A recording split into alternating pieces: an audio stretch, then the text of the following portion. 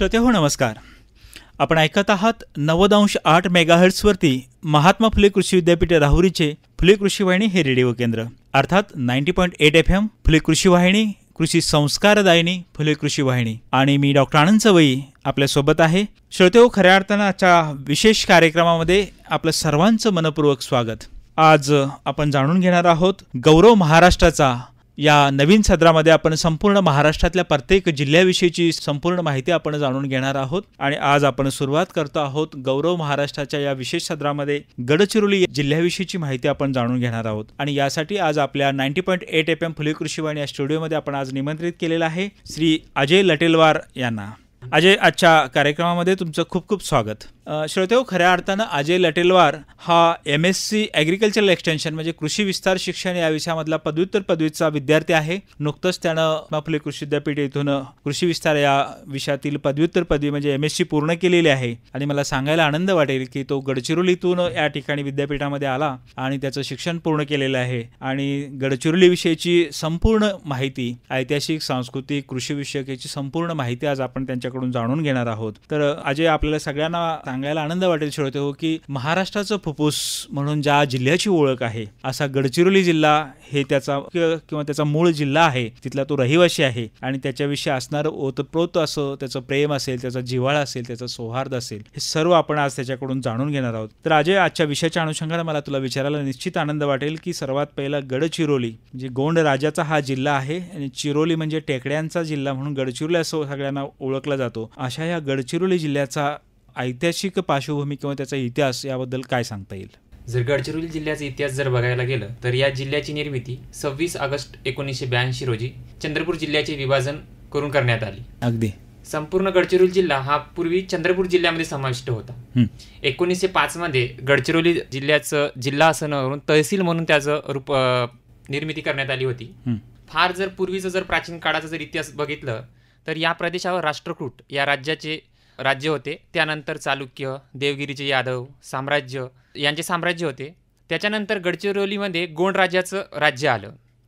13व्या शतकात खडक्या बल्लाळ शाह यांनी चंद्रपूर जिल्ह्याची स्थापना केली. त्यांनी आपली राजधानी शिरपूर म्हणजेच आता सध्या तेलंगणामध्ये जी आहे तेथून त्यांनी चंद्रपूर या ठिकाणी हलवली. त्याच्यानंतर तिथे नीलकंठ शहा हा त्यांचं वारसदार, याला 1751 मध्ये रघुजी एक याच्यामुळे जेल झाली आणि तो चंद्रपूर जिल्ह्याचा पूर्ण भाग हा नागपूरचे भोसले यांच्या हाताखाली आला. त्याच्यानंतर 1853 मध्ये बेरार या प्रदेशामध्ये चंद्रपूर प्रदेशाचा भाग ब्रिटिश ईस्ट इंडिया कंपनीच्या ताब्यात आला आणि 1854 मध्ये बेरार प्रदेशामध्ये चंद्रपूर हा एक स्वतंत्र जिल्हा म्हणून अस्तित्वात आला. आणि 1905 मध्ये ब्रिटिशांनी चंद्रपूरवर ब्रह्मपुरीची जमीनदारी मालमत्ता हस्तांतरण करून गडचिरोली तहसीलची निर्मिती केली. त्याच्यानंतर 1960 साली महाराष्ट्राची बॉम्बे या प्रांतातून सेपरेट डिव्हिजन झाली, तेव्हा चंद्रपूर जिल्हा एक जिल्हा म्हणून समाविष्ट करण्यात आला. आणि 26 ऑगस्ट 1982 साली चंद्रपूर जिल्ह्याचे विभाजन होऊन गडचिरोली हे जिल्हा निर्मित झाला. अगदीच नवीन गडचिरोली हा जिल्हा अस्तित्वात त्या ठिकाणी आला. गडचिरोलीच्या जिल्ह्याविषयीची आपण इत्थंभूत माहिती ऐकून घेत असताना आपण कृषी विद्यापीठाच्या कृषी वाहिनीवरून बोलत आहोत. तर सर्वसाधारणपणे गडचिरोली जिल्ह्याचं कृषी असेल किंवा तिथलं हवामान आणि भौगोलिक परिस्थिती याबाबत काय सांगता येईल? जर भौगोलिक परिस्थितीचा जर विचार केला तर गडचिरोली जिल्ह्यामध्ये टोटल 12 तहसील आहेत. वडसा, आरमोरी, कुरखेडा, कोरची, धानोरा, एटापल्ली, भामरागड, चामोर्शी. जिल्ह्याचं मेन ठिकाण म्हणजे गडचिरोली, मुलचेरा, एहरी आणि सिरोंचा असे 12 तालुके आहेत. आणि प्रशासकीय दृष्ट्या हे कामकाज चांगलं चालावं जिल्ह्याचं म्हणून त्याचे 6 उपविभाग करण्यात आले आहेत. आणि ते 6 उपविभाग म्हणजे गडचिरोली, वडसा, एहरी, चामोर्शी, एटापल्ली आणि कुरखेडा.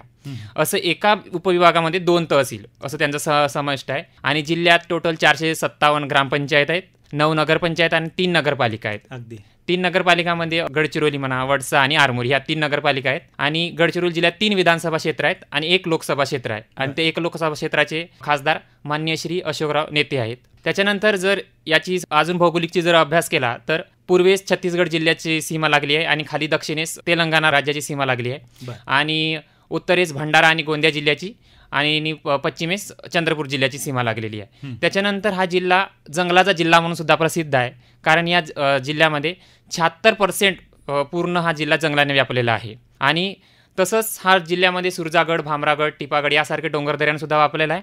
म्हणून याच्यामध्ये नक्षलवाद जो आहे तो सध्या जास्त आहे. म्हणजे तिथं नक्षल्यांना लपण्यासाठी किंवा राहण्यासाठी चांगला सोयीस्कर झाला आहे. त्याच्यामुळे या जिल्ह्याचं नक्षलग्रस्त जिल्हा म्हणून सुद्धा ओळख आहे. अगदी अगदी. आणि त्याचबरोबर सर्वात महत्त्वाचं महाराष्ट्राचं फुफ्फुस किंवा लंग्स म्हणून सुद्धा त्याला ओळखलं. येस सर, कारण की 76% जंगल असल्यामुळे त्याला महाराष्ट्राचा फुफ्फुस म्हणून सुद्धा ओळखले जाते. आणि हवामानाचा जर गोष्ट म्हणजे विचार केलाच तर इथं उन्हाळ्यात खूप उष्ण असते आणि हिवाळ्यात खूप थंडी असते. आणि इथला जर वार्षिक पर्जन्यमानाचा जर विचार केला तर 840.7 मिलीमीटर एवढा पाऊस पडतो. आणि एवढं खूप चांगला पाऊस पडल्यामुळे इथलं जो आर्द्रता आहे ते 62% आहे. आणि याच्यामध्ये मातीचा जर विचार केला तर जांभी आणि पिवळसर तांबडी मृदा आढळते. आणि याच्यामध्ये जे अरण्य आहेत उष्णकटिबंधीय आर्द्र पानझडी आणि वृक्ष पानझडी अरण्य आढळतात. या अरण्यामध्ये जर विचार केला तर आलापल्लीचे अरण्य हे खूप फेमस आहे. आणि या आलापल्लीच्या अरण्यात जे वृक्ष आढळतात हे भारतातील चांगल्या वृक्षामध्ये यांची गणना केली जाते. आणि आलापल्लीचा अरण्यामधला जो सागवन आहे हे खूप फेमस आहे. कारण की आता जे झालेल्या अयोध्याच्या राम मंदिरामध्ये जो त्याचा मुख्य प्रवेशद्वार बांधण्यात आला त्याच्यामध्ये जो लाकूड यूज केला गेला आहे तो आलापल्लीच्या इथला सागवन यूज केला गेलेला आहे. आणि ते कारण की भारतात असं फक्त एक आलापल्लीचं अरण्य आहे त्याच्यामध्ये 3 ग्रेडचं सर्वश्रेष्ठ असं सागवन भेटते. त्याच्यासाठी तिथलं स्पेशल सागवन अयोध्याच्या राम मंदिर प्रवेशद्वारासाठी मागवण्यात आला होता. आणि त्याच्यानंतर जर खनिज संपत्तीचा जर विचार केलाच हवामानाच्या दृष्टीनुसार तर सुरजागड इथे खूप मोठं चांगल्या प्रकारचं लोह खनिज मिळतो जे हेमाटाईट जे दुसऱ्या प्रकारचं चांगलं मानलं जाते ते सुरजागड इथे सापडतो. तसंच जिल्ह्यामध्ये चुनखडी, डेव्हलमाइट, ग्रॅनाइट आणि तांबे सुद्धा सापडतात. आणि तसंच सागवनासोबत चपराडा अभयारण्यामध्ये चंदन हे सुद्धा सापडते. त्याच्यानंतर तेंदू, मोहा, ऐन, अर्जुन यासारखे सुद्धा आपल्याला वृक्ष आढळतात. अगदी. आणि कृषीचा जर विचार केलास तर पाणी चांगल्या प्रमाणात पडतो, वार्षिक पर्जन्यमान छान आहे, आर्द्रता छान आहे, पाऊस छान पाऊस छान आहे आणि आर्द्रता सुद्धा छान आहे. आणि प्लस हवामान सुद्धा सुटेबल असून आणि जांभी मृदा आणि पिवळसर मृदा जी आहे एक प्रकारची भातासाठी खूप चांगली आहे. त्याच्यामुळे इथं भात हा प्रमुख पीक आहे. सोबतच धानाचं पीक म्हणून सुद्धा विदर्भामध्ये म्हणतात. धानाचा विदर्भामध्ये फेमस आहे धानाचं पीक म्हणून. आणि तसंच जंगल असल्यामुळे तिथं गाई, म्हशी, शेळी, त्याच्यानंतर मेंढी हे सुद्धा पालन खूप चांगल्यापणे चालते. आणि नद्याचं सोर्स असल्यामुळे वैनगंगा किंवा प्राणहिता किंवा त्याच्यानंतर वर्धा ह्या ज्या नद्या आहेत गडचिरोली जिल्ह्याच्या चारही बाजूनं, कारण की चंद्रपूर आणि गडचिरोली जिल्ह्याची जी सीमा निश्चित करते वैनगंगा नदी, तेलंगणा आणि आपल्या गडचिरोली जिल्ह्याची सीमा निश्चित करते ती म्हणजे प्राणहिता किंवा वर्धा.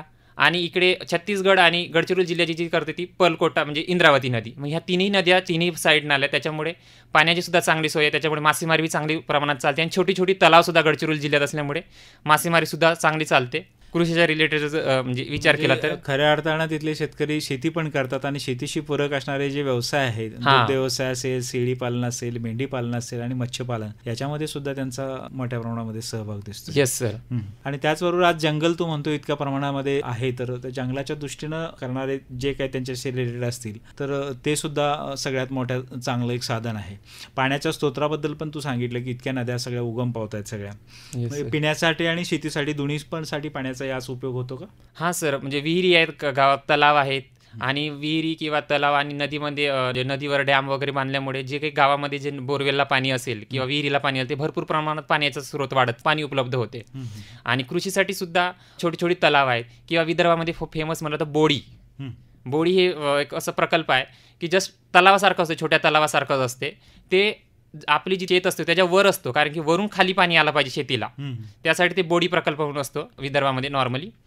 आणि पिण्यासाठी पाणी तर गावात बोरवेल वगैरे आणि नदी वगैरे असल्यामुळे ते पाण्याचा स्रोत त्यांना चांगला मिळतो. बरोबर. या दृष्टीनं आता शेतकऱ्यांचं ही शेती झालं आणि शेतीच्या संदर्भातले शेतीपूरक व्यवसाय पण झाले, पण या माध्यमातून काही कृषी पर्यटन असेल किंवा त्यांचा व्यवसाय असेल किंवा उदरनिर्वाहाच्या दृष्टीनं अशा बाबतीत काय सांगता येईल? तर गडचिरोली जिल्ह्यामध्ये 80.99% हे पूर्ण शेतकरी आहेत. त्याच्यातले 42.42% हे शेतकरी मजूर म्हणून काम करतात. तर 38.57% जे लोक आहेत ते ॲज अ शेतकरी म्हणून तिथं राबतात. त्याच्यानंतर आता हल्लीमध्ये 2007चा जो सेन्सस पब्लिश केलं गडचिरोली जिल्ह्याच्या साईटवर, त्याच्यानुसार जे गायी आहेत गडचिरोली जिल्ह्यामध्ये ते क्रॉसब्रीड जर विचार केला तर 87,000 आहेत. आणि जर आपल्या स्वदेशी जर म्हटलं तर 6,50,000 एवढं आहेत. आणि त्याच्यानंतर म्हशीचा जर विचार केला तर 1,18,000 एवढे म्हशी आहेत गडचिरोली जिल्ह्यात. त्याच्यानंतर शेळीचा जर विचार केला तर 2,94,000. मेंढीचा जर विचार केला तर स्वदेशी जर म्हटलं तर 22,000 आहेत. आणि क्रॉसब्रीड जर म्हटलं तर 4,000 एवढ्या प्रमाणात गाई म्हशी किंवा शेळी आणि त्याच्यामुळे दुग्ध व्यवसाय हा चांगल्या पद्धतीने चालू शकतो. किंवा त्याच्यानंतर मॅनवर्स, कारण की एवढ्या प्रमाणात गाई म्हशी असल्यामुळे कंपोस्ट वगैरे हे चांगल्या पद्धतीनं त्यांना अदर व्यवसाय. आणि तसंच कृषीशी रिलेटेड तर भात हे मुख्य पीक आहे. भातासोबतच जर क्रॉपिंग पॅटर्न जर बघायला गेलं तर भातासोबतच खरीपमध्ये कापूस किंवा सूर्यफूल किंवा त्याच्यानंतर तूर हे सुद्धा लावलं जाते. आणि रब्बीमध्ये थोडंसं पाण्याची सुविधा कमी असल्यामुळे, कारण की आणि फ्रॅगमेंटेशन ऑफ लँड खूप आहे गडचिरोलीमध्ये, म्हणजे असं मोठं फार्मर नाही आहे. जमिनीचे तुकडे तुकडे असल्यामुळे एका ठिकाणी जमीन नसल्यामुळे लोक हिवाळ्यामध्ये नॉर्मली उडीद, मूग, हरभरा यासारख्या गोष्टी घेतात, मोहरी किंवा कोथिंबीर, जे ओलाव्यानुसार ते लवकर होईल असं नाही का. आणि उन्हाळ्यामध्ये नदीचे जे पात्र आहेत त्या ठिकाणी खरबूज, टरबूज किंवा काकडीचं उत्पादन घेतले जाते, जे काही नदी किनाऱ्याचे जे गावं आहेत त्याच्यामध्ये. आणि नदीचं पाणी इंजिनद्वारे यूज करून कोणी भाजीपाला किंवा जे काही लोकल मार्केटला आपल्याला लवकर अवेलेबल होईल, टमाटर, मिरची यासारखे उत्पादन घेतात. आणि कुक्कुटपालनाचा जर विचार केला तर गडचिरोली जिल्ह्यात काही ठिकाणी कुक्कुटपालनसुद्धा चांगल्या पद्धतीने आहे. जर स्वदेशी जर म्हणजे लोकल ज्याला आपण म्हणतो कुक्कुटपालनामध्ये, तर 7,46,000 एवढं ब्रीड भेटेन आपल्याला. क्रॉस ब्रीड जर विचार केला तर 87,000. तसंच गडचिरोली जिल्ह्याचे जे 4 तहसील, चामोर्शी, अहेरी, मुलचेरा आणि सिरोंचा या तहसीलमध्ये कापूस आणि सूर्यफूल चांगल्या पद्धतीत होते. प्लस सोयाबीनसुद्धा चामोर्शी तहसीलमध्ये चांगल्या पद्धतीने होते. आणि जे काही ओलिताखाली जिल्हे आहेत त्याच्या खाली मग त्या तहसीलमध्ये पपई, आंबा, चिक्कू, लिंबू, सीताफळ यासारखी पिके होतात. त्याच्यानंतर जिल्ह्यामध्ये छोटे छोटे तलावी आहेत आणि नदीपात्र आहेत, जसं प्राणहिता, वैनगंगा किंवा वर्धा नदी, पर्लकोटा, खोब्रागडी, काठी अशी उपनद्यासुद्धा आहेत वैनगंगेच्या. त्याच्यामुळे मासेमारीसुद्धा हा चांगला व्यवसाय चालतो. आणि मासेमारी करणारी जी प्रमुख जात आहे ती सुद्धा त्या नदीच्या काठाने वसलेली आहे. आणि त्याच्यानंतर अंतर्गत तलाव असल्यामुळे आणि शेततळे हे सुद्धा खूप मोठे लोकांनी मारलेले आहेत आपल्या शेतामध्ये, त्याच्यामुळे मासेमारीसुद्धा खूप चालते. आणि जर प्रामुख्याने जर बघायला गेला तर जिल्ह्यामध्ये रोहू, कटला आणि मृगल यांचं जास्त प्रमाणात उत्पादन घेतलं जाते. पाण्यातील मच्छी शेती. Yes sir. ते आणि जर अदर जाती सुद्धा जर बघायला तर बोटरी, धोसरा, चिले, कोळस किंवा झिंगा, चिंगण या सुद्धा मासेमारी केल्या जातात. आणि गडचिरोली जिल्ह्यामध्ये एक तहसील आहे जी आरमोरी, ते कोसा केंद्र म्हणून फेमस आहे. तिथं रेशीम उत्पादन खूप केलं जातो. जे सिल्कवर्मची पेशीस आहे टसर, तिचं उत्पादन तिथं घेतल्या जाते. आणि त्यासाठी जो लागणारा जो काही वृक्ष आहे, ऐन म्हणा किंवा अर्जुन म्हणा, किंजड म्हणा किंवा बोर, गडचिरोली जिल्हा असल्यामुळे याचं आणि तिथलं जो वातावरण या झाडांना खूप पोषक ठरल्यामुळे तिथं हे वृक्षसुद्धा आपल्याला लवकर मिळतात. त्याच्यामुळे येथे जो उत्पादन आहे तो चांगला चालतो. रेशीम शेतीला फार मोठा वाव. Yes sir. आणि जी काही आदिवासी जमात आहे तिथली खूप पद्धतीने चांगल्या पद्धतीने करतात, कारण की त्यांना एक शेती प्लस एक पूरक असं जोडधंदा म्हणून त्यांना मिळतो. अगदी. त्याच्यानंतर रेशीम उद्योग झाल्यानंतर पूर्ण 76% हा जंगलांना वापरल्यामुळे गडचिरोली जिल्हा जे काही आदिवासी जमात आहे जंगलात राहणारी, त्यांनी तेंदूपत्तासुद्धा हा एक पूरक व्यवसाय म्हणून ते करतात. जेव्हा उन्हाळा असतो तेव्हा मे जून महिन्यामध्ये तेंदूपत्ताला नवीन पालवी येते, कारण की आर्द्र पानझडी आणि वृक्ष पानझडी वणी असल्यामुळे आल्यानंतर तेंदूपत्ता आल्यानंतर ते तेंदूपत्ते तोडतात. सकाळी जाऊन ते 12 वाजेपर्यंत ते टोटली जंगलात राहून ते पानं तोडतात. आणि त्याच्यानंतर 35 ते 70 पानाचं एक ते बंच बनवतात, त्याला गडचिरोली जिल्ह्यात मुडका असं म्हणतात. म्हणजे 35 पानं एका साईडला आणि 35 पानं एका साईडला, आणि ते एकमेकावर असं ठेवल्या जाते आणि त्याच्यानंतर बांधले जाते. आणि टोटली जो गावात एक व्यापारी येतो बाहेरून कुठंतरी, कारण की प्रोसेसिंग किंवा काही असं गडचिरोली जिल्ह्यात साधन नाही आहे, बाहेरून तो व्यापारी येऊन घेऊन जात असतो. कशासाठी वापर केला जातो तर त्याचा सर बीडी बनवण्यासाठी.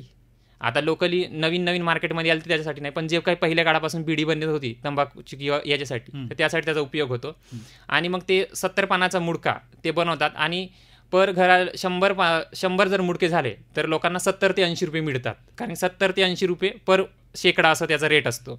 इतकं मोठं कष्ट करून इतके गोळा करायचे आणि किंमत फक्त 70 रुपये. Yes sir. 12 वाजेपर्यंत जमा केले की घरी आंघोळ पाणी जेवण वगैरे करते, लगेच ते जमा करण्यासाठी बसतात. मग 4 ते 5 किंवा सायंकाळी 6 वाजेपर्यंत ते सगळं करून ते 7 पर्यंत त्याला विकण्यासाठी नेतात त्या व्यापाऱ्याकडे. तेंदूची वृक्ष हे जंगलातलीच असतात की लावलेली वगैरे आहेत? नाही सर, ते नॉर्मल लावत कोणीच नाही, ते जंगलात ठेवल्या जाते. आणि त्याचं एक धार्मिक सुद्धा उपयोग करतात तेंदूपत्त्याचं. त्याची जी झाडाची काडी असते ते जेव्हा बाई जर हे झाली, प्रसूती झाली, त्याच्यानंतर ती दरवाजावर ठेवली जाते, कारण त्याचं जर रस्त्यावर असलं तर हर एक माणसाला समजून येते की या घरी एक बाई महिला प्रसूती झाली आहे. तसं त्याच्यानंतर जर बघायला गेलं तर गडचिरोली जिल्ह्याचं फेमस अजून मोहफुलं. मोहफुलाचा सुद्धा तिथलं एक व्यवसाय प्रकारे लोक त्याचं म्हणजे आपलं उदरनिर्वाह करण्यासाठी त्याचा सुद्धा एक व्यवसाय म्हणून उपयोग करतात. जेव्हा मार्च ते एप्रिल मंथ असतो तेव्हा मोहफुलं येतात आणि मग मोहफुलं ते झडायला लागतात आणि ते झडण्याच्या पहिले तिथले जी आदिवासी जमात आहे जंगलात राहणारी ते काय करतात की जस्ट मार्च आणि एप्रिलमध्ये आपले मोहफुलं झडणार आहेत तेव्हा ते जानेवारी ते फरवरीमध्ये जाऊन ते जे काही परिसर आहे त्या झाडाखालचा ते सगळं साफ करून घेतात आणि मोहफुलं पडायला लागली ती मोहफुलं वेचून आणतात आणि मोहफुलं वेचून आणल्यानंतर ते थोडं त्याला वाळवून चांगलं त्याचं स्टोरेज करून ठेवतात आणि मग त्याचं जसं 20 रुपये पाहिली किंवा 30 रुपये पाहिली नॉर्मली गावात खेड्यामध्ये पाहिली प्रमाण चालते आणि जर तुम्ही चांगल्या तहसील ठिकाणी गेलं तर केजी प्रमाणे सुद्धा जाते, किलो प्रमाण सुद्धा जाते, मग ते 50 किंवा 60 रुपये किलो प्रमाण जाते आणि त्याचा जर विकतातही आणि ते स्वतः घरी खाण्यासाठी सुद्धा म्हणून यूज करतात. जसं त्याचे मुठे बनवल्या जातात, त्याच्यानंतर जे काही सण असते सणमध्ये ते चांगलं ताव्यावर भाजून वगैरे घेऊन जसं आपण चणे फुटाणे वगैरे खातो त्याच्या पद्धतीने ते खाण्यासाठी यूज करतात. आणि त्याचा मोठा अजून एक उपयोग म्हटला तर दारू सुद्धा बनवली जाते आणि त्यासाठी म्हणून ते लोक जमा करून त्याचं एक आपल्या उदरनिर्वाहाला एक सपोर्ट होईल यासाठी ते त्याचं सुद्धा एक करतात. त्याच्यानंतर बांबू झाडापासून सुद्धा वस्तू खूप साऱ्या बनवल्या जातात. जे काही जंगल असल्यामुळे बांबू आणि सागवण आणि चांगलं अरण्य आहेत चांगलं, त्याच्यामुळे बांबू आणून सऱ्या मग बांबूपासून सूप आहेत, आपण धान्य पाकडतो ते, टोपले आहेत किंवा त्याच्यानंतर कोंबड्या ठेवण्यासाठी जो बनवल्या जाते त्यांचं कोंबड्यांचं घर त्याला आम्ही म्हणजे विदर्भामध्ये नॉर्मली जिल्ह्यामध्ये बेंदवा असं म्हणलं जाते ते. आणि त्याच्यानंतर ढोली आहे, ढोली म्हणजे धान्याचं कोटार असते खूप मोठं, ते आपल्या पद्धतीने तुम्ही किती बी किलोचं बनवू शकता. नॉर्मली ते 5 फूटचं किंवा 6 फूटचं 7 फूटचं वरचा जो व्यवसाय आहे ते गावामध्येच कुटीर उद्योगच्या माध्यमातून उभा केला जातो. येस सर, म्हणजे त्यांना ते त्या वस्तू बनवतात आणि त्याचं विकल्यानंतर त्यांना मग पैसे मिळतात आणि त्याच्यावर ते आपली उपजीविका भागवत असतात. त्याच्यानंतर हातपंखे आहेत किंवा टोपल्या यासारखे बनवतात आणि जे बांबू आहेत त्याचं ते याज भाजी म्हणून सुद्धा यूज करतात. जे छोटे छोटे बांबूचे झाडं असतात त्याला असं मातीतून काढून सुद्धा त्याचा खालचा भाग जे मुळं असतात ते छाटून टाकून आणि वरचा भाग छाटून टाकून जो मधातला भाग असतो त्याला वास्ते म्हणतात आणि ते वास्त्याची भाजी म्हणून सुद्धा खाली जाते बांबूच्या. Yes sir. त्याच्यानंतर त्यांचा अजून एक व्यवसाय म्हणजे रानमेवा, जसं काही चारोळे आहेत किंवा एरोनी आहेत, टेंबरा आहेत, हिरडा आहे, बेहेडा आहे, हे सुद्धा लोक सकाळी जाऊन कलेक्ट करून आणतात जंगलातून आणि मग ते एका पर्टिक्युलर तहसील लेवलवर किंवा जिल्हा लेवलवर त्याची विक्री करतात. आणि हे न्यूट्रिशियस असल्यामुळे चांगलं असल्यामुळे ते लोक आत्मसात सुद्धा करतात आणि जंगलात तसं करवंद बी सापडतात, जांभळं बी सापडतात, त्याचं मग ते त्याच्यापासून सुद्धा ते एक व्यवसाय प्रकारे करतात. आणि त्याच्यानंतर पर्यटनाला जर विचार करण्यात गेलं तर पर्यटना थ्रू त्यांचा एक व्यवसाय चालतो. कारण की एखादा पर्यटन स्थळ राहिला तर तिथं लोकांना आपले दुकान मांडता येतात किंवा एखादा भोजनालय टाकता येतात आणि जाण्या येण्याची सुविधा आपणच एक घरी ॲटो घेऊन किंवा रिक्षा घेऊन चालू करता येते. त्याच्यामुळे जर पर्यटन स्थळ मग जर तर गडचिरोलीचं एक मोठं पर्यटन स्थळ म्हणजे मार्कंडादेव. मार्कंडादेव जर बघायला गेला तर हे राष्ट्रकूटाच्या काळातच स्थापन करण्यात आलं. या मार्कंडदेवाची अशी म्हणजे एक खूप चांगली म्हणजे की ही खुजारीव प्रकारचं आहे जे महाराष्ट्रात विशेषतः भेटत नाही. मध्य प्रदेशामध्ये या टाईपचे मंदिर मिळतात आणि ते खुजारीव टाईपच्या नाही. इथं 24 मंदिर आहेत आणि 24 मंदिरामध्ये एक मंदिरामध्ये शिवलिंग ठेवलं आहे. त्या मंदिराची ओळख शिवाचं मंदिर सुद्धा म्हणून असं ओळख आहे आणि तो वैनगंगेच्या नदीवर बसलेला आहे. जसं गंगेच्या नदीवर काशी बसल्या म्हणून त्याला भारताची काशी म्हणले जाते, तशा पद्धतीने हे वैनगंगेच्या नदीवर बसल्या म्हणून विदर्भाची काशी म्हणून याची ओळख आहे. आणि त्या वैनगंगाचं अजून असं एक प्रसिद्धी आहे की ती उत्तरेकडून दक्षिणेकडे वाहत येते, जे मध्य प्रदेशामध्ये उगम पावते आणि ती तशी इकडे दक्षिणेकडे वाहत येते. पण चामोर्शी जिथं आली, चामोर्शी तहसीलमध्ये मार्कंडादेव जिथं आहे तिथून ती उलटी अजून उत्तरेकडे वाहते म्हणून तिचं प्रसिद्ध आहे की उलटी गंगा सुद्धा तिला म्हणल्या जाते. आणि तिथं उलटी जिथं वाहते तिथंच तिच्या त्या डाव्या बाजू किनाऱ्यावर त्या मंदिराचं स्थापन आहे. त्याच्यामुळे ते मार्कंडदेव खूप फेमस आहे आणि पर्यटकांना ते खुलं असतं. खुलं असते आणि 12 महिने चालू असते आणि ते विदर्भातलंच नाही तर पूर्ण भारताची सुद्धा तिथं येऊन चक्क व्हिजिट करतात. आणि तिथं जाण्यासाठी कोणता तहसील म्हटले? चामोर्शी तहसील जर जवळपास रेल्वे स्टेशन म्हटलं तर मूल किंवा मग चंद्रपूर किंवा नागपूरवरूनच किंवा रस्त्याने सुद्धा जाण्याची सोय तिथं आहे. येस सर, तिथं सुविधा आहे. त्याच्यानंतर सुरजागड हे एक भामरागड तहसीलमध्ये वसलेलं आहे. ते खूप आदिवासी भागात आहे, खूप अंदरमध्ये आहे. पण तिथली जी टेकडी आहे ती खूप फेमस आहे कारण की त्या टेकडीवर जसं जे लोक ट्रॅकिंगसाठी जातात त्यांच्यासाठी ते खूप चांगलं आहे. ट्रॅकिंग केल्यानंतर सुरजागड टेकडीवर गेल्यानंतर तिथं असं दृश्य पाहायला मिळते की आपल्याला असं म्हणजे आभाळ आपल्या जवळ आलाय की काय. आणि टेकडीवरून चढल्यानंतर खूप जंगल असल्यामुळे असं निसर्गरम्य वातावरण मिळते. आणि त्याच्यानंतर एक चपराळा किंवा त्याला प्रशांत धाम मंदिर सुद्धा म्हणलं जातात. त्या प्रशांत धाम मंदिरमध्ये कार्तिक स्वामी महाराजांचं ते मंदिर आहे आणि ते मंदिर प्रशांत धाम आणि तिथं 1935च्या साली कार्तिक स्वामी महाराजांनी ते मंदिर स्थापन केलं होतं. आता सध्या त्या मंदिरामध्ये सगळ्या प्रकारचे देवी देवता आपल्याला पाहायला मिळतील, जसं शिव मंदिर आहे किंवा हनुमान मंदिर आहे किंवा दुर्गा माता मंदिर आहे. आणि इथं महाशिवरात्रीला खूप मोठी जत्रा भरली जाते, कारण की हे जो प्रशांत धाम आहे चपराडा, हे चामोर्शी तहसीलमध्येच आहे, पण प्राणहिताच्या नदीवरच्या काठावर वसलेलं आहे. प्राणहिताचं म्हणजे उगमच तिथून आहे. वर्धा आणि वैनगंगा नदीचा संगम तिथं आहे आणि तिथून मग प्राणहिता नदी वाहते. तिचं उगमस्थान तिथं झालं आहे, म्हणजे वर्धा आणि वैनगंगाचं संगम होऊन प्राणहिता नदी वाहते. त्याच्यामुळे ते सुद्धा एक फेमस आहे. आणि जो प्रशांत धाम मंदिर आहे हे असं नदीच्या काठावर वसलं आहे की तिथून तेलंगणा सुद्धा आपल्याला दिसते. म्हणून जिथं महाशिवरात्री असते त्यावेळी तेलंगणाचे लोक सुद्धा तिथं ॲज अ पर्यटन म्हणून येत असतात नदीतून, आणि तिथं जे काही पूजा वगैरे आहे ते करत असतात. त्याच्यानंतर चपराडाचं अभयारण्य सुद्धा हे खूप मोठं फेमस आहे. ते त्याची जी स्थापना झाली 25 फेब्रुवारी 1986 साली झाली. ते सुद्धा एक अभयारण्यामध्ये खूप मोठं वनस्पती किंवा ते चपराडा अभयारण्यामधले सागवन किंवा चंदनचे सुद्धा झाडं ते चपराडा अभयारण्यामध्ये सापडतात. त्याच्यानंतर गुलाबी बदक म्हणून इथं सुद्धा फेमस आहे.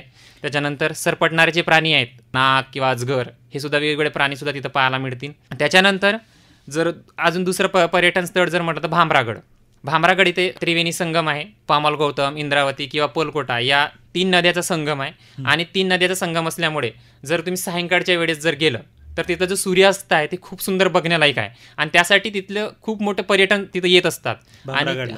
आणि त्यांना मदत करण्यासाठी तिथले आदिवासी त्यांना सपोर्ट करत असतात. त्यांच्यामुळे ते त्यांना एक व्यवसायाचंही झालेलं आहे. तिथं नेऊन देणं, त्याच्यानंतर त्या भागाची माहिती सांगणं, ॲज अ गाईडमध्ये सांगतात.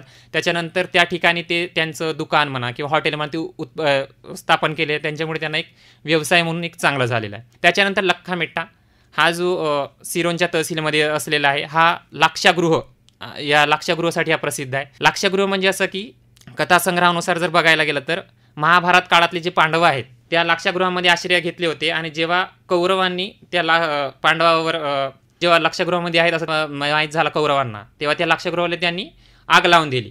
आणि खूप निसर्गरम्य आणि जंगलाने व्याप्त असल्यामुळे तो लाक्षागृह एका दिवशी पेटत न राहता, म्हणजे पेटलं न पेटता खूप दिवस ते जळत राहिलं. आणि खूप दिवस जळत राहिल्यामुळे जे काही तिथं पांडव होते त्यांनी तिथून त्याची सुटका झालेली आहे, कारण की तिथं सुटका झाली आहे.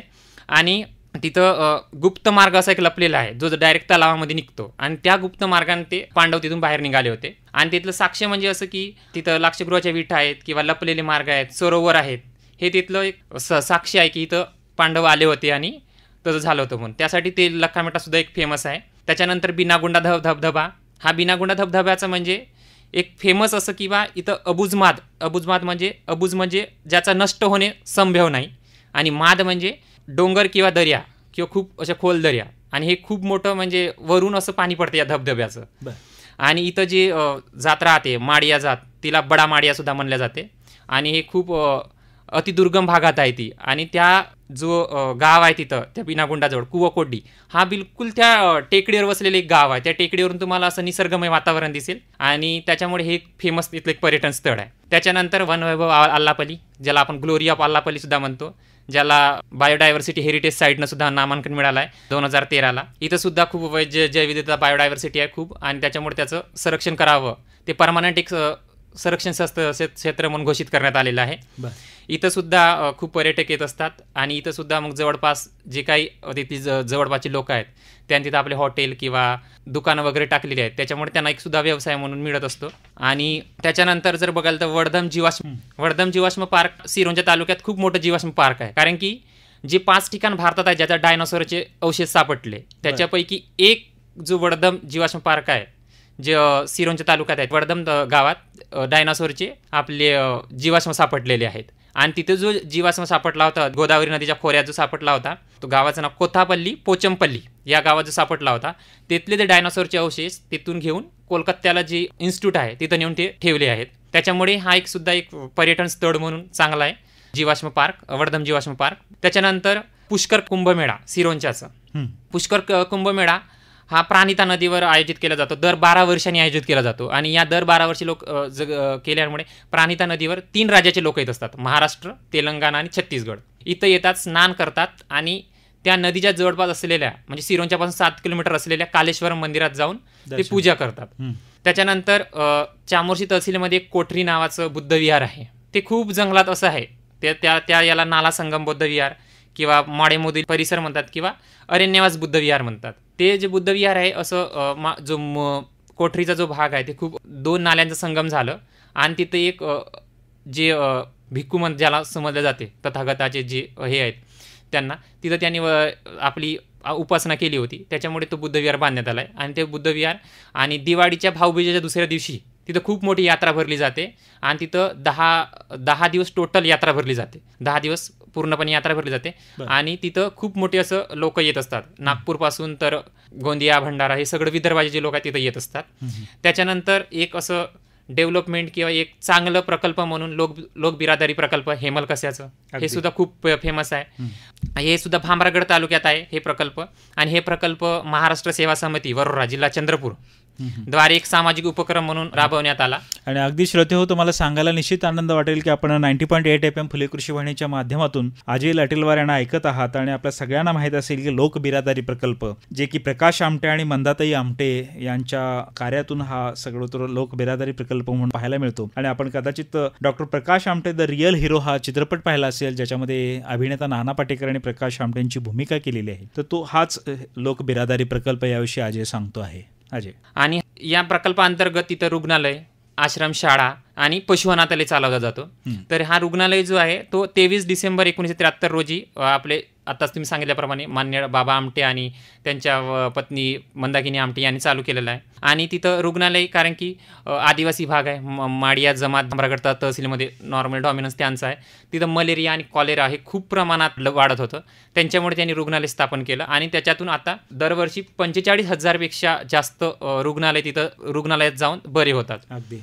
आणि त्याच्यानंतर तिथं केलं आहेत आश्रमशाळा झाल्यामुळे जे काही आदिवासीची जी काही माड्या जातीची जी मुलं होती, जे शिक्षणापासून पहिले वंचित राहत होती कारण की काही सुविधा नाही, काही नाही म्हणून, त्याच्यामुळे त्या आश्रमशाळेत शिकून त्यांनी चांगलं शिक्षण घेतलेत. आणि तिथून 4 असे विद्यार्थी पासआउट झालेले 4 विद्यार्थी हे डॉक्टर सुद्धा झालेले आहेत. MBBSची डिग्री म्हणून त्यांना डॉक्टर सुद्धा झालेले आहेत. आणि तिथं पशु अनाथालय आहे. तर पशु अनाथालयाचं स्थापन करण्यामागचा जे काही पशु आहेत, जे आपले प्राणी आहेत, ज्यांचे आईवडील नाही आहेत, म्हणजे अनाथ झालेले आहेत प्राणी, आणि मग त्यांचं संरक्षण करण्यासाठी की त्यांची कोणीतरी खाण्यासाठी किंवा अन्नासाठी म्हणून त्यांना मारू वगैरे नाही म्हणून त्याच्यासाठी त्यांनी ॲनिमल आर्क या नावाचं स्थापन केलं. आणि त्याच्यामध्ये त्यांनी माकडाच्या पिल्ल्यापासून सुरुवात केली. तर आता त्याच्यामध्ये बिबट्या, सांबर, चित्ते याचे सुद्धा प्राणी सुद्धा पाहायला मिळतील आपल्याला. जे एक प्राणी संग्रहालय झालं, हा, ते एक मोठं प्राणी संग्रहालय त्यांनी स्थापन केलेलं आहे. अगदी अगदी. आणि श्रोते हो, खऱ्या अर्थानं मला सांगायला आनंद वाटेल की लोक बिरादारी प्रकल्पामध्ये जे प्रत्येक महाविद्यालयाचे विद्यार्थी NSSच्या माध्यमातून जे काम करत असतील, तर यांचं एक राज्य पातळीवरचं एक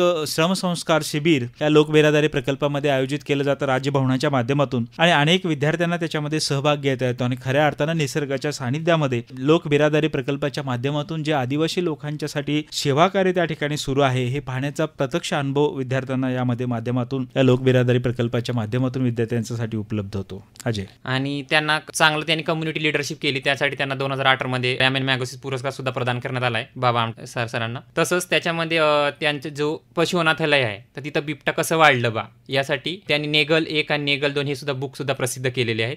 एक पर्यटन स्थळ म्हणून अजून बघायला जर गेलं तर जे शोधग्राम म्हणून ज्याचा उल्लेख केला जातो त्याच्याविषयी आपण सांगता. राणीबंग आणि अभयबंग ज्यांना महाराष्ट्र भूषण या पुरस्काराने सन्मानित केलेलं आहे, असं यांचं खूप मोठं काम सुद्धा गडचिरोली जिल्ह्यामध्ये शोधग्राम या नावानं प्रकाशित आहे. जे ठिकाण आहे शोधग्राम, काय सांगता येईल त्याविषयी? तर शोधग्राम जे ठिकाण आहे हे गडचिरोली धानोरा तालुक्यात आहे. आणि ते शोधग्राम सर्च फाउंडेशन जे आहे, सर्च म्हणजे society for education action and research in community health, हे जे आहेत याची स्थापना त्यांनीच डॉक्टर अभय भंग आणि राणी भंग यांनी मॅडमनी केलेली आहे. तर याची स्थापना नॉर्मली आदिवासी लोकांसाठी जे आरोग्य आहे त्यासाठी स्थापना करण्यात आली होती.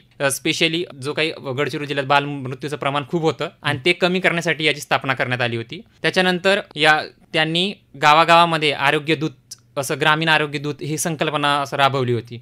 आरोग्य दूत म्हणजे असं गावातले जी दाईनबाई असं एक उल्लेख होता, तर त्या दाईनबाईला प्रशिक्षण द्यायचं. कारण की नॉर्मली आदिवासी जमात ही पहिले दवाखान्यात कधीच प्रसूती करत नव्हती, नॉर्मली घरीच प्रसूती करत होती. त्याच्यामुळे आणि घरी प्रसूती करत असल्यामुळे ती दाईनबाई असं एक बाईला बोलत होती गावातल्या.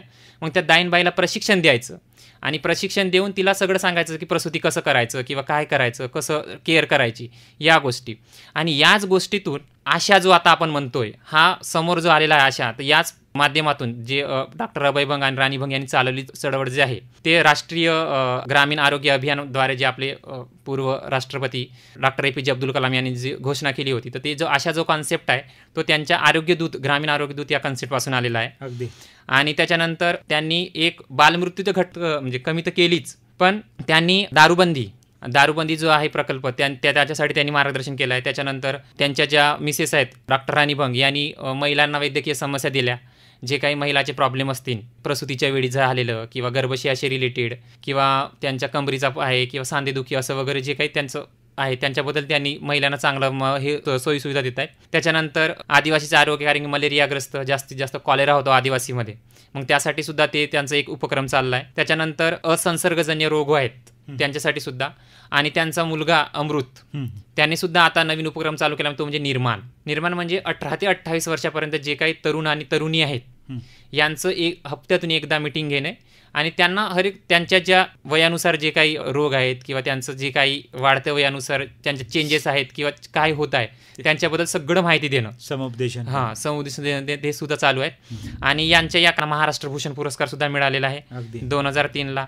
त्याच्यानंतर फाउंडेशन आंतरराष्ट्रीय पुरस्कार सुद्धा मिळाला आहे 2006ला त्यांना. त्याच्यानंतर जमनलाल बजाज पुरस्कार सुद्धा मिळाला आहे त्यांना 2006ला. आणि 2017मध्ये मुंबई उच्च न्यायालयाने डॉक्टर अभय भंग यांची नियुक्ती केली होती की कुपोषण आणि बालमृत्यू कसं कमी करता येईल, समिती नेमली होती त्यांची. अगदी.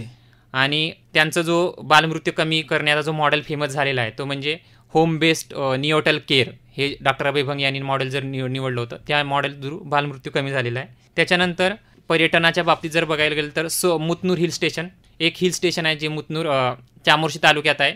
ज्यांना ट्रेकिंगसाठी खूप आवड आहे ते लोक इथं जात असतात. त्याच्यानंतर वैरागड किल्ला यासाठी फेमस आहे की इथं हिऱ्याच्या खाणी सापडल्या जात होत्या पहिले, त्यासाठी वैरागड किल्ला फेमस आहे. आणि या वैरागड किल्ल्याला 3 द्वार आहेत आणि या वैरागड किल्ल्यामध्ये आयताकृतीच्या किंवा गोल प्रकाराच्या विहिरी आपल्याला पाहायला मिळतील. त्याच्यानंतर शासकीय हत्ती कॅम्प कमलापूर आल्लापल्लीमध्ये आहे, जो 2006 पासून खूप फेमस आहे हत्ती कॅम्प. तिथं हत्ती असतात. येस सर, हत्ती असतात तिथं. त्याच्यानंतर सोमनूर संगम आहे गोदावरी आणि इंद्रावतीचा. सिरोंचा संगम आहे प्राणहिता आणि गोदावरीचा.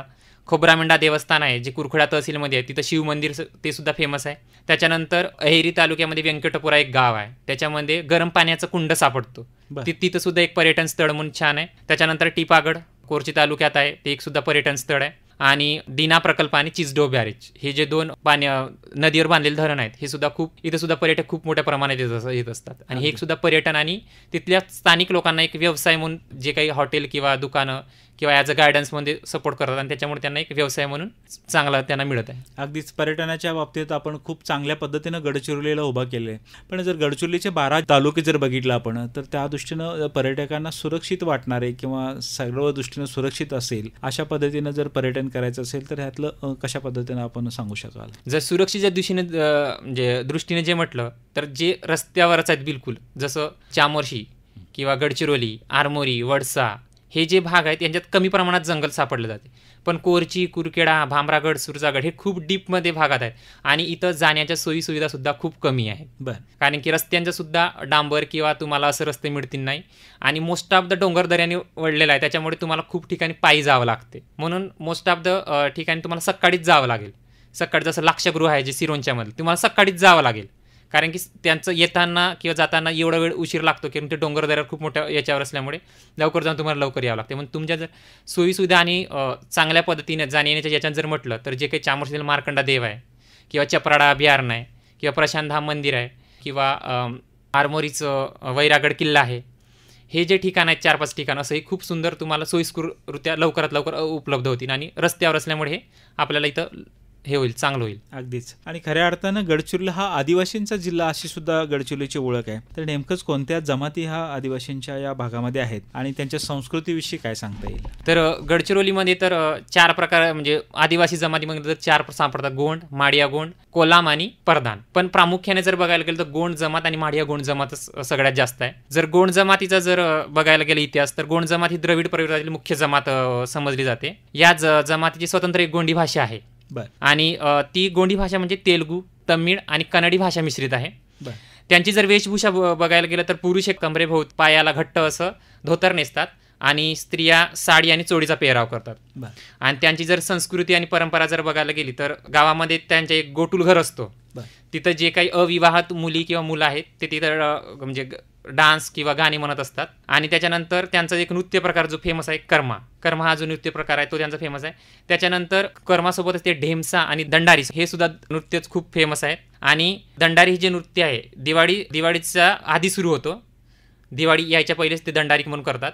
त्याच्यानंतर त्यांच्या डान्स गाण्यामध्ये सगळ्यात जास्त ढोल आहे किंवा खालीकोम आहे, कांगरी आहे किंवा धुमाडे आहे, पिपोरी आहे किंवा फरा हे वाद्य त्यांनी यूज करतात. आणि ढेमसा जो नृत्य आहे ते जेव्हा परफॉर्म करतात तेव्हा ढोल आणि पिपरी जे वाजवण्यासाठी ते परदान जे त्यांचीच एक जमात आहे ते येत असतात. आणि यांचं जर गोंड जमाती जर व्यवसाय जर बघायला गेलं तर मुख्य शेती आहे आणि जंगलात असल्यामुळे ते जंगलातला कलेक्शन करतात. जसं ढिंक आहे किंवा लाक आहे किंवा महू आहे किंवा तेंदूपत्ता आहे हे सुद्धा जमा केले जातात. आणि जर माडिया गोंड बघायला गेलं तर माडिया गोंड ही गोंड जमातीचीच एक उपजमात आहे आणि इतर उपजमातीपेक्षा ही खूप मागासलेली आहे. आणि नॉर्मली ही जर बघायला गेलं तर सुरजागड भामरागड जे खूप असं दाट जंगल आहे त्याच्यातच म्हणजे आपल्याला बघायला मिळेल. त्याच्यानंतर यांची जर शरीर रचना आणि वेशभूषा जर बघायला गेलं तर ते त्यांची शरीर रचना ते सडपातळ आणि काटक असतात असे आणि उंचीने मध्यम आणि रंगाने काळे असतात. त्याच्यानंतर त्यांचे जर वेशभूषा जर बघायला गेलं तर ते कमरेभोवती लंगोटे वापरतात आणि महिलासुद्धा कमरेला पांढरे कपडे गुडघ्यापर्यंत नेसतात. आणि महिलेचा कमरेचा जो वरचा भाग आहे तो उघडा असतो.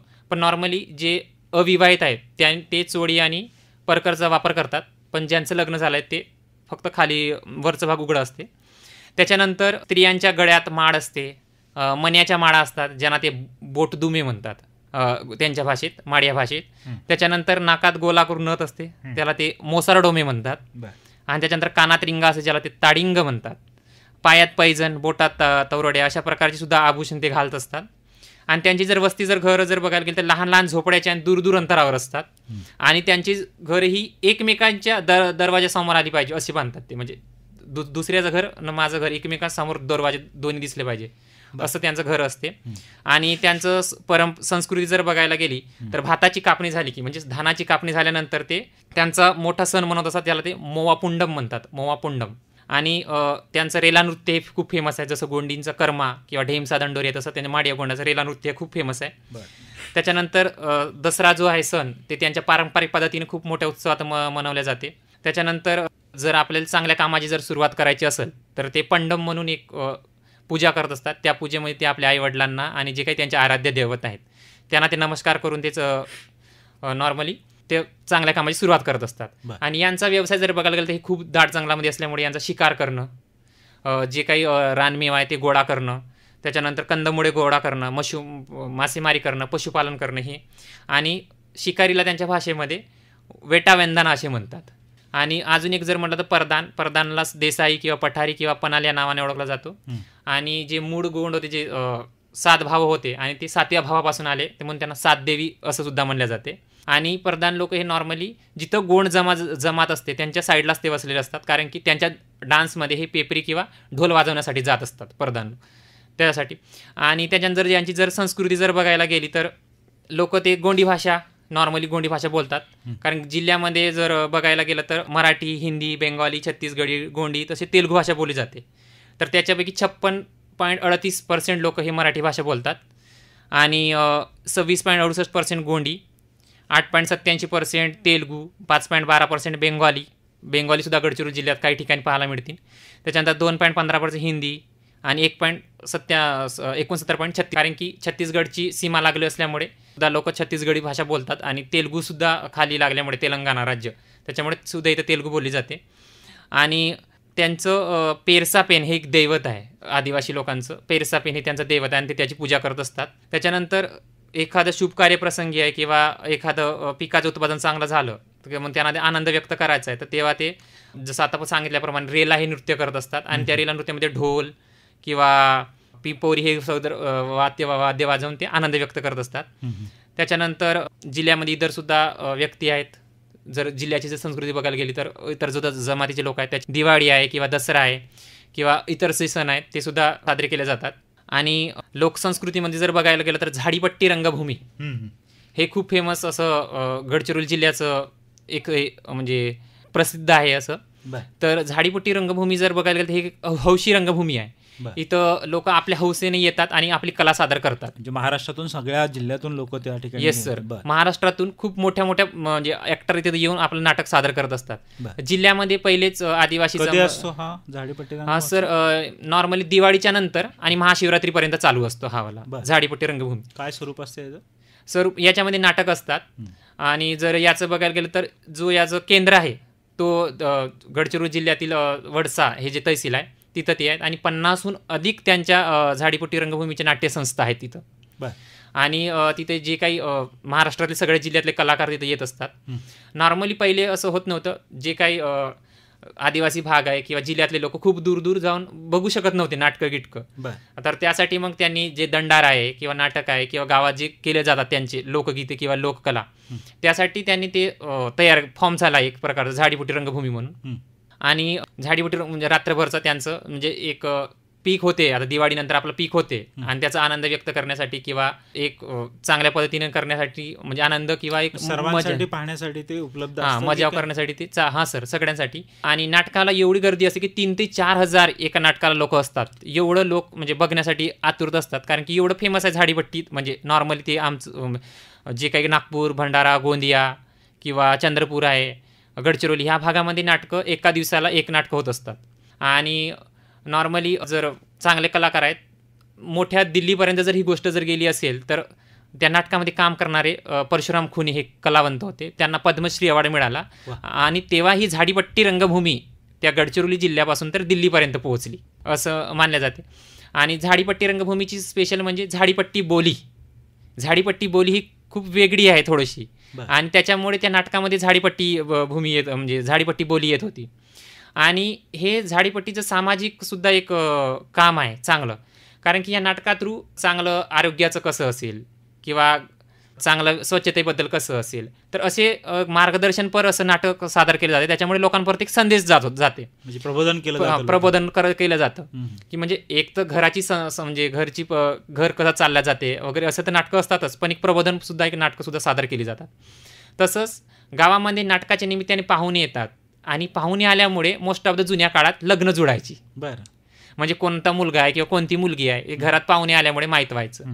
तसंच व्यवसाय म्हणून सुद्धा एक नाटक चांगल्या पद्धतीने आहे. जे कलावंत आहे ते कलाकार आपली कला दाखवताना त्यांना पैसे दिले जातात मग त्यांचा एक व्यवसाय. प्लस एखाद्या गावात नाटक आहे तर त्या गावामध्ये मग हॉटेल त्याच्यानंतर येण्या जाण्याची सुविधासाठी रिक्षा वगैरे असं तर असं लोकांचा चालत. त्याच्यामुळे मॅक्झिमम नाटकं ऑर्गनाईज किंवा झाडीपट्टीमध्ये तुम्हाला पाहायला मिळते. रोजगार निर्मितीचं एक साधन सुद्धा म्हणून एक चांगला आहे. त्याच्यानंतर एक गावागावाच्या संख्येनं म्हणजे गावागावामधून खूप दूरदूरचे लोक म्हणजे एका नाटकाला तरी 3-4 ते 1000 लोक असतातच. आणि लोकांची उपस्थिती एवढी असते चांगली की नाटक कधी फ्लॉपच होऊ शकत नाही असं नॉर्मली गृहीत धरलं जाते. कारण की नाट्यवेळे हे लोक असं झाडीपट्टीचे म्हणले जातात कारण की आदिवासी जमात आहे ना आदिवासी जमाताचा जो कल्चर आहे त्यांना नॉर्मली लोकगायन किंवा लोककला असं त्यांना आवडत असते. त्याच्यामुळे म्हणजे एक प्रकारे महाराष्ट्राच्या लोककलेचं प्रमुख झाडीपट्टी रंगभूमी ही एक व्यासपीठ आहे. Yes sir. बरं. अजय हे खूप आपण सांगितलं त्यांचं विहाराबद्दल सांगितलं सर्व सांगितलं पण आहार कशा पद्धतीनं आदिवासी भागामध्ये घेतला जातो? तर आहाराचं जर केलं तर साधारणतः गडचिरोली जिल्ह्यात भात पिकले जातो. त्याच्यानंतर तुडबी पिकली जाते, उडदी मुंगबी पिकली जाते. साधारणतः वरण भात तर आहेच. पण गडचिरोली जिल्ह्यामध्ये जंगलाचा भाग खूप असल्यामुळे तिथल्या रानभाज्या सुद्धा फेमस आहेत. जसं कडूभाजी आहे. कडूभाजी कारलीसारखीच कडू असते पण त्याची चांगल्या धुवून मिठाच्या पाण्यात वगैरे शिजवून ती छान लागत असते. त्यानंतर चुचाची भाजी आहे, पात्रूची भाजी आहे किंवा तांदुरक्याची भाजी आहे, घोरची भाजी आहे. त्याच्यानंतर बांबूचे वास्ते आहेत. त्याच्यानंतर दुधी म्हणून आमच्याकडे एक वेगळा फळ असतो जस्ट लाईक आपलं लौकी जसं असते ना लौकी पद्धतीने असं दुधी असतं एक असतो त्याचे वडे. त्याच्यानंतर वराचे वडेसुद्धा आमच्याकडे केले जातात. त्याच्यानंतर आदिवासी भागात जर बघायला गेलं तर मुंगळा जे मोठ्या मुंग्या ज्याला आपण म्हणतो जे लाल मुंग्या जे आंब्याच्या झाडावर खूप मोठं असं घोडका करून असतात. मग ते आदिवासी जमात त्या आंब्या झाडावर चढून ते घोडका काढून त्यांचं कलेक्शन करतात सगळ्या मुंग्यांचं. आणि मग त्या मुंग्यांचं कलेक्ट केल्यानंतर त्याच्यात मीठ थोडं तिखट त्याच्यानंतर कांदा वगैरे टाकून त्याला काढतात आणि त्याची चटणी बनवतात. आणि ती चटणी एवढी स्वादिष्ट लागते त्यांना म्हणजे असं मी त्यांच्याकडून ऐकलं आहे. आणि ते त्याच्या भातासोबत किंवा असं खातात असतात. त्याच्यानंतर जे उधळी ज्याला आपण म्हणतो टर्माइट, जे जर प्रकाश वगैरे चालू झाला पावसाळ्यामध्ये तर खूप येत असते, त्याच्यानंतर त्याचा सुद्धा ते खाण्यासाठी उपयोग करतात. ते जेव्हा रात्र पंख झडल्यानंतर खाली पडले असतात ते त्याला उचलून घेतात, गोळा करतात आणि आपला जो तावा असतो ताव्यावर ते भाजतात त्याला, आणि जसं चणे किंवा फुटाणे आपण खातो तशा पद्धतीने ते खातात. त्यांचं ते खूप म्हणजे त्यांना ते खूप स्वादिष्ट वाटते आणि ते नॉर्मली लोक जमा करून खात असतात आदिवासी जमामध्ये. अशा पद्धतीनं संपूर्ण अतिशय अजय लटेलवाराने गेल्या बऱ्याच वेळापासून अगदी गडचिरोली आपला स्वतःचा जिल्हा आहे आणि त्याविषयीची ऐतिहासिक पार्श्वभूमी असेल, कृषीविषयक असेल, भौगोलिक असेल, पाण्याचे स्तोत्र असतील किंवा पर्यटन आणि कृषी पर्यटनाच्या बाबत आणि आदिवासी जमातींचे जे संस्कृती आहे याविषयीची इत्यंभूत माहिती आपल्याला सांगितलेली आहे. पण हे सगळं करत असताना गडचिरोली जिल्हा हा लोकांच्या मध्ये यावा, लोकमाध्यमात यावा, तो जनसमुदायाच्या प्रवाहामध्ये, विकासाच्या प्रवाहामध्ये कुठेतरी यावा म्हणून महाराष्ट्र शासन असेल, भारत सरकार असेल, सातत्यानं प्रयत्न करताना दिसतं. या दृष्टीने तुला काय वाटतं? येस सर, महाराष्ट्र शासन सुद्धा खूप सारे स्कीम किंवा योजना राबवत असतो, पण ग्राउंड लेवलला ते कुठेतरी स्कीम जात नाही आहेत नॉर्मली, कारण की झाडीपट्टी भाग आहे, बोली भाषेचा खूप अभाव आहे. नॉर्मली जे माडिया गोंड आहे भाषा यांना मराठी विषयचा कळतच नसते. काय समस्या आहेत नेमक्या गडचिरोली जिल्ह्यात सर? जर म्हणजे शेतीच्या निगडीत जर बघायला गेलं तर लोकांचा शेतीकडे असं बिझनेस म्हणून किंवा व्यवसाय म्हणून बघण्याचा कल खूप कमी आहे. ते फक्त एक आपला उदरनिर्वाह आहे, म्हणजे आपल्याला खाण्यासाठी लागते त्यासाठीच. त्याच्यानंतर सिंचनाच्या सुविधा नाही आहेत, किंवा पाणी जरी चारही बाजून असलं, दिना प्रकल्प आहे किंवा डॅम आहेत नाही का, पण तरी पण सिंचनाच्या सुविधा नाही आहेत किंवा पाण्याचं स्रोत ठेवून सरी आपण कुठं, आणि फ्रॅगमेंटेशन ऑफ लँड असल्यामुळे विशेषतः लोक बोर वगैरे की मारू शकत नाही, कारण की एका ठिकाणी एकरभर जागा असेल तर दुसऱ्या ठिकाणी दुसरी पलीकडेच दुसरी एकरभर जागा असली त्याच्यामुळे. आणि त्याच्यामुळे जंगलाचा जिल्हा असल्यामुळे वन्य प्राणी येतातच, आणि नॉर्मली वन्य प्राण्याचे हल्लेसुद्धा होतात खूप सारे. त्याच्यानंतर पायाभूत सुविधा नाही आहेत, जसं काही नेटवर्क जे त्यांना यांत्रिकरण करता येईल किंवा एखादा यूट्यूबवर व्हिडिओ किंवा एखादी माहिती घेता येईल. त्याच्यानंतर ट्रान्सपोर्ट फॅसिलिटीज खूप कमी प्रमाणात आहेत. नॉर्मली फक्त जे मेन तहसील किंवा तेच जोडले गेलेले आहेत, पण गावागावाला गाव जोडलं गेलं नाही आहे, कच्चेच रस्ते आहेत. त्याच्यानंतर मार्केटिंगचं असं स्रोत कुठं नाही आहे, फक्त भात पिकल्या जाते म्हणून भाताचेच गिरण्या फक्त सापडल्या जातात किंवा भाताचंच मार्केट सापडलं जाते, पण अदरचं मार्केटचं खूप प्रॉब्लेम आहे, कारण की रेल्वेची सुविधा नाही आहे. फक्त रेल्वेचं जर बघायला गेलं तर देसाईगंज वडसे या तहसीलमध्ये फक्त 18 किलोमीटर गेलं आहे, ते बी गोंदिया ते चंद्रपूर जो मार्ग आहे त्याच्यामुळे. त्याच्यानंतर त्याच्या रेल्वेचा मार्ग कुठं नाही आहे. आणि लोकांचं शिक्षण, हायर एज्युकेशन्स नाही आहे. नॉर्मली 8वी किंवा 10वी नंतर लोक शिक्षण थांबतात, त्याच्यामुळे लोकांमध्ये अवेअरनेस नाही की बाहेरचं जग कसं आहे, तर आपण बाहेर कसं काय आपला माल नेता येईल, किंवा आपल्या जंगलाचा जो रानमेवा आहे किंवा जंगलातला जो काही कलेक्शन झालेला आहे तो कसं बाहेर जाईल हे जात नाही. त्याच्यानंतर लोकांनी सुद्धा एक जो लेखामेंढा जो फेमस आहे गडचिरोली जिल्ह्यामध्ये, ज्याच्या देवाजी तोफा हे जे प्रमुख तिथले व्यक्ती आहेत, त्यांनी भारतीय वन हक्क कायदा मिळवून घेतला. म्हणजे दिल्ली मुंबईमध्ये आमचे सरकार आणि आमच्या गावात आम्हीच सरकार असं त्यांनी जे राबवलं, कारण की खूप प्रमाणामध्ये बांबूची तोड होत होती आणि त्यांनी म्हणले की जंगल कुठं ना कुठेतरी नष्ट होत आहे, मग जंगलात आमचं उदरनिर्वाह करणं आम्हाला जंगल महत्त्वाचं आहे, कारण की आम्ही जंगलावर म्हणजे आमचं उपजीविका उदरनिर्वाह करतो, कारण की जंगलातला जो काही रानमेवा आहे त्याच्यावर आमचं जीवन आहे, कंदमुळे म्हणा किंवा जे काही मी आता सांगितलं रानभाज्या वगैरे जे काही आहेत त्यांच्यावर. मग त्यांना कुठेतरी वाटलं, मग त्याच्यामुळे त्यांनी देवाजी तोफा यांनी तसं दिल्ली मंत्रालयाकडे किंवा महाराष्ट्र सरकारकडे तसं त्यांनी अनुमोदन केलं होतं की बा दिल्ली मुंबईत आमचं सरकार आणि आमच्या गावात आमचं सरकार म्हणून. त्याच्यानंतर हवामानाचा सध्या बदल आहे आणि मोनोक्रॉपिंगसुद्धा सगळ्यात जास्त आहे, म्हणजे भातच घेतले जाते, इंटरक्रॉपिंग घेतलं जात नाही त्याच्यामुळे. आणि एक मोठं म्हणजे प्रॉब्लेम म्हणजे नक्षलवाद ही समस्या आहे. दुग्ध व्यवसायाच्या संदर्भात पण खूप सांगितलं की तू नॅचरल अगदी निसर्ग सानिध्यात संपत्त्यामध्ये तुमच्या गाया, शेळ्या, म्हशी या सगळ्यांचं चरावत असतं आणि त्याचं आरोग्यदायी असं दूध त्या ठिकाणी येत असतं. त्या दृष्टीनं कशा पद्धतीचं होतं? येस सर, तर मग ते खूप आदिवासी भाग असल्यामुळे त्यांना खूप असं पशुपालन करण्याचे हे आहे, मग त्यांचं मेनच व्यवसाय ते पशुपालन म्हणतात. पण तहसील सोडून कुठंही दुधाचं काही हे नाही आहे, म्हणजे संकलन नाही आहे किंवा कोऑपरेटिव्ह सोसायट्या वगैरे असं दुधाचं म्हणतो ते नाही आहेत, म्हणून ते फक्त ॲज ते त्यांना भात पिकासाठी जे आपण नांगरण वगैरेसाठी जे आपल्याला बैल म्हणून लागतात त्यासाठीच ते त्याचा उपयोग करत असतात. जो दूध आहे ते त्याचा ते प्रोडक्टसुद्धा बनवत नाही, दहीसुद्धा नाही किंवा पनीरसुद्धा नाही, कारण की घरोघरी गायी आहेत त्यांच्या, आणि नॉर्मली 5च्या वरच सगळ्यांच्या घरी गायी आहेत, कुठकोणाच्या घरी 10 किंवा 12. मग या गायींच्या दुधाचा काय उपयोग कशा पद्धतीने केला जातो? फक्त ते गायीचा उपयोग दूध जे काही स्पेशली तहसील लेवलला जे काही टीचर असतात किंवा आरोग्य कर्मचारी असतात किंवा अदर म्हणजे कृषी विभागाचे कर्मचारी नसतात, अशा कर्मचाऱ्यांना फक्त ते दूध प्रोव्हाइडेड करतात. मग त्याच्यानंतर पण एवढं सारं दूध ते बी घेत नाही. जर 5 गायी असतील तर 5 गायीपैकी 1 गायीचं दूध जर सफिशियंट होत असेल त्या कर्मचाऱ्यांना तर ते एकाच गायचं दूध काढतील, 4 गायचं दूध जे काही त्यांचे बछडे आहेत त्यांनाच ठेवतील. कारण की असं कोऑपरेटिव्ह सोसायटी किंवा एखादा कोऑपरेटिव्ह मिल्क फाउंडेशन असं वगैरे काहीच नाही आहे. आणि त्याच्यानंतर असं मार्केटिंग किंवा अवेअरनेस नसल्यामुळे त्यांनी जर पनीर आहे किंवा चीज आहे असे प्रोडक्टसुद्धा बनवत नाही. आणि फक्त त्यांचं जे गाय किंवा पशुपालन आहे ते फक्त एक आपली शेती करण्यासाठी जे काही आपल्याला बैल वगैरे लागते त्यासाठी, आणि शेतीमध्ये टाकण्यासाठी मॅन्युअर जो लागतो आपल्याला खत, त्यासाठी ते त्याचा उपयोग करतात. आणि मेन समस्या म्हणजे जर त्यांचं जर खरंच त्यांना व्यवसाय वगैरे वाढवायचा असेल तर इथं कोऑपरेटिव्ह मिल्क सोसायटी किंवा कोऑपरेटिव्ह मिल्क फाउंडेशन स्थापन करणं गरजेचं आहे.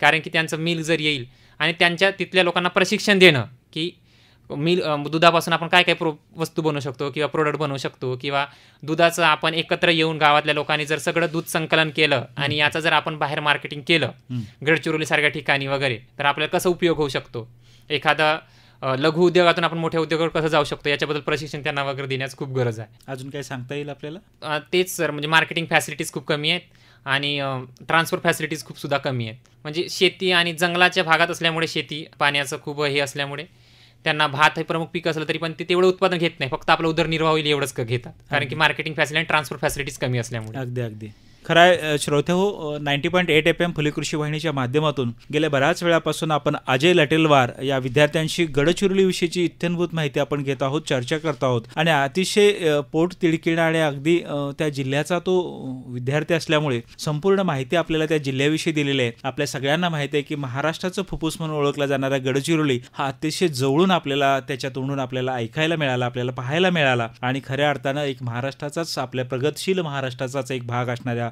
गडचिरोलीचं जीवन कृषीविषयक, सांस्कृतिक विषयक असेल याविषयीची संपूर्ण उलगडा त्याने आपल्या समोर केलेला आहे. आणि निश्चित गौरव महाराष्ट्राचा या माध्यमातून गडचिरोली जिल्ह्याची माहिती आपण अजयच्या मुखातून आपल्या सर्वांच्या पर्यंत नेण्याचं काम आम्ही फुले कृषी वाहिनी 90.8 FMच्या माध्यमातून करत आहोत. अशाच सर्व जिल्ह्यांची विषयी माहिती आपण घेणार आहोत गौरव महाराष्ट्राचा या सदरामध्ये. ऐकायला विसरू नका गौरव महाराष्ट्राचा. तर अजय, आज तू गौरव महाराष्ट्राचा या सदरामध्ये 90.8 FM फुले कृषी वाहिनीच्या माध्यमातून गडचिरोली या जिल्ह्याविषयीची इत्थंभूत माहिती तू सांगितली, त्याबद्दल संपूर्ण श्रोत्यांच्या वतीनं 90.8 FM फुले कृषी वाहिनीच्या माध्यमातून, कृषी वाहिनीकडून आणि महात्मा फुले कृषी विद्यापीठाच्या वतीनं आपले खूप खूप आभार. धन्यवाद सर. श्रोते हो, श्री अजय लटेलवार आणि गौरव महाराष्ट्राचा या विशेष सदरामध्ये गडचिरोली या जिल्ह्याविषयीची इत्थंभूत माहिती आपल्याला दिली आणि आत्ताच आपण ती ऐकली. यासारखेच दर्जेदार कार्यक्रम ऐकण्यासाठी कुठेही जाऊ नका, ऐकत रहा गौरव महाराष्ट्राचा या विशेष सदरामध्ये. मी डॉक्टर आनंद सवई याच ठिकाणी आपली रजा घेतो आणि पुन्हा भेटूया आपल्या पुढच्या भागामध्ये गौरव महाराष्ट्राच्या या सदरामध्ये. तोपर्यंत धन्यवाद.